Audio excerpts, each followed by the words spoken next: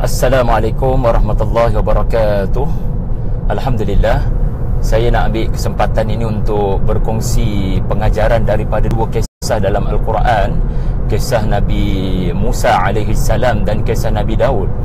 Bagaimana dua kisah ini sangat mengajar dan merawat permasalahan yang sedang banyak berlaku akhir-akhir ini. Dan saya kira ini satu perkara yang mendukacitakan, kerana ia adalah satu sikap umat Islam yang perlu kita sedaya upaya hakis dan elakkan. Iaitulah sikap di mana kita menganggap siapa yang satu pihak, satu puak dengan kita adalah sentiasa betul, walaupun sebenarnya mengandungi kebatilan dan perkara yang salah, dan orang lain melakukan sesuatu dan orang lain itu bukan pada pihak kita, apa yang dia buat semuanya salah. Islam mengajar kita untuk bersikap tenang, waras, fikir panjang sebelum respon, fikir panjang sebelum kita forward, fikir panjang sebelum kita viral, fikir panjang sebelum kita melakukan sebarang tindakan yang kelak akan merugikan semula kita. Kita kena berhenti untuk bersikap membuta tuli dalam apa jua yang disebut kepada kita tentang keburukan dan keaiban orang, dan kita kena berhenti daripada cepat mengangguk kepala pada segala yang disebut mengenai kelebihan tentang puak kita. Tuan-tuan lihat ya bagaimana surah Al-Qasas memaparkan kisah Nabi Musa alaihi salam yang menegur puaknya sendiri. Di awal kisah Nabi Musa diuji Allah dengan seorang pegawai Kibti yang membantai Bani Israel telah terbunuh, dan itu bukan suatu perkara yang dijangka oleh Nabi Musa. Bagaimana tumbukannya untuk mempertahankan Bani Israel itu telah menatijahkan kematian.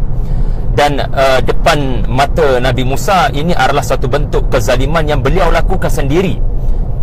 Lalu beliau beristighfar.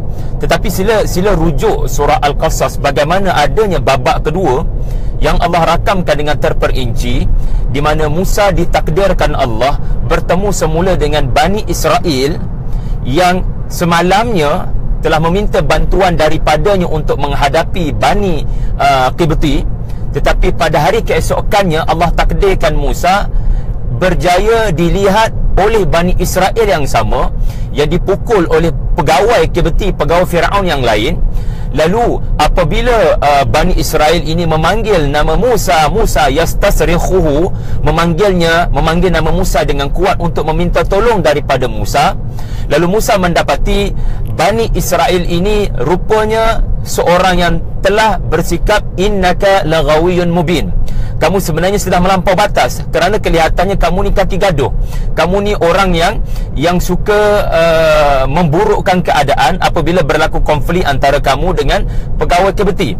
Atau dalam tafsiran lain, kisah ini mengajar memang sengaja Bani Israel ini memanggil dengan kuat nama Musa untuk supaya Musa datang membantunya, kerana kelihatannya akan berlaku kecenderungan pegawai Kibti yang lain untuk memukulnya sehingga ke tahap yang tidak sepatutnya. Dan ini satu perbuatan yang sengaja mahu membocorkan rahsia bahawasanya Musa banyak membantu Bani Israel. Dan ini satu perkara yang tidak sepatutnya dilakukan oleh orang yang sepatutnya berterima kasih kepada Musa yang membantunya semalam. Jadi Musa menegur puaknya sendiri. Musa menegur innaka laghawiyyun mubin. Jadi kita kena ada karakter Nabi Musa, di mana jangan sangka kezaliman, keburukan hanya ada pada puak Kibti, hanya ada pada puak Firaun, sedangkan Bani Israel sendiri boleh melakukan kesilapan. Bani Israel sendiri boleh melakukan kezaliman. Tegurnya sebagaimana Musa alaihi salam. Kemudian kita kena ada satu sikap fikir panjang sebelum nak forward, fikir panjang sebelum nak viralkan. Ini soal status, ini soal poster, ini soal video. Fikir panjang sebelum forward. Di manakah akhlak kita dengan fatabayyanu di dalam surah Al-Hujurat, khususnya bila kita melaungkan kita sebagai orang yang memperjuangkan Islam. Jadi Nabi Daud pula dalam surah Sad mengajar anda dan saya, apabila kita membuat sesuatu keputusan, ia mestilah berdasarkan rasional dan kesabaran. Kerana kalau anda perhatikan kalimat fafazi'a, di mana ia merujuk kepada satu rasa takut yang menyebabkan Daud perlu memberikan respon spontan tanpa berfikir panjang. Itu telah ditarbiah oleh Allah, di mana Allah telah menceritakan kisah Nabi Daud dalam keadaan yang ketakutan, dalam keadaan yang terkejut. Beliau telah memberikan reaksi spontan, iaitulah menjatuhkan hukuman bahawasanya yang memiliki 99 ekor kambing tidak sepatutnya mendesak yang memiliki satu ekor kambing ini untuk diserahkan kepada pemilik 99 ekor ini. Daud alaihi salam hanya mendengar penjelasan dari pihak yang menuduh, dan Daud alaihi salam tidak mendengar dari pihak yang tertuduh, kerana kelihatannya yang memiliki 99 ekor ini kelihatannya zalim, orang kaya yang suka rampas harta orang miskin. Dan yang membawa pertuduhan ini, yang memiliki satu ekor kambing ini, kelihatannya berada di pihak yang benar. Tetapi Allah merakamkan kisah ini, iaitulah berkesudahan dengan Nabi Daud melihat kedua-dua yang mengadu ini tiba-tiba hilang. Lalu Nabi Daud raki'an wa anab, dia telah sujud, dia telah rebah, dia telah beristighfar. Lalu Allah mengampunkannya. Kemudian Allah menyebut, Daud, dengan apa yang berlaku ini kami lantik kamu sebagai khalifah. Dan tuan-tuan tidak akan menemui perkataan khalifah merujuk kepada kecuali Nabi Adam dan Nabi Daud di dalam Al-Quran. Jadi proses untuk menjadi pemimpin mesti melalui pendidikan akhlak dan karakter seperti ini, tuan-puan sekalian. Nabi Daud nak jadi pemimpin dunia, Allah menegurnya dengan satu bentuk modul daripada langit, di mana Nabi Daud judge book by its cover. Nabi Daud membuat satu keputusan yang berdasarkan reaksi spontan, tidak sempat untuk berfikir panjang. Baginda hanya memihak kepada satu pihak sahaja, iaitulah pihak yang mengadu, yang memiliki satu ekor kambing. Dan baginda digambarkan dalam tafsiran sebagai terlupa untuk mendengar pihak yang tertuduh, iaitulah yang memiliki 99 ekor kambing. Jadi kita pun begitu.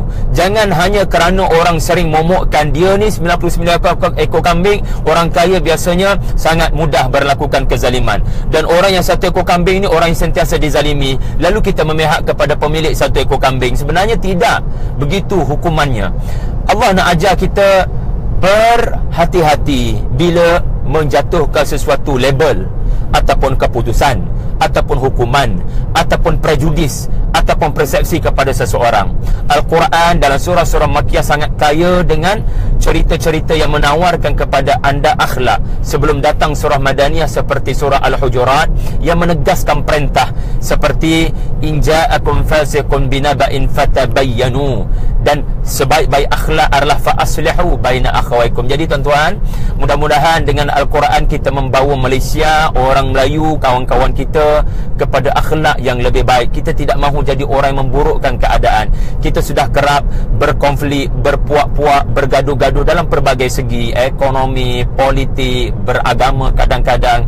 Jadi marilah kita lebih bersikap tenang sebelum kita nak menyebarkan sesuatu, buat penyelidikan dan siasatan lebih lanjut. Dan kemungkinan besar kita kena ada satu prinsip, kebenaran mungkin ada kepada musuh aku, kebenaran mungkin ada pada puak selain daripada puak aku, daripada parti aku, daripada orang lain. Jadi dengan akhlak ini kita akan jadi orang yang mudah-mudahan setia dengan kebenaran. Terima kasih kerana sudi mendengar. Assalamualaikum warahmatullahi wabarakatuh.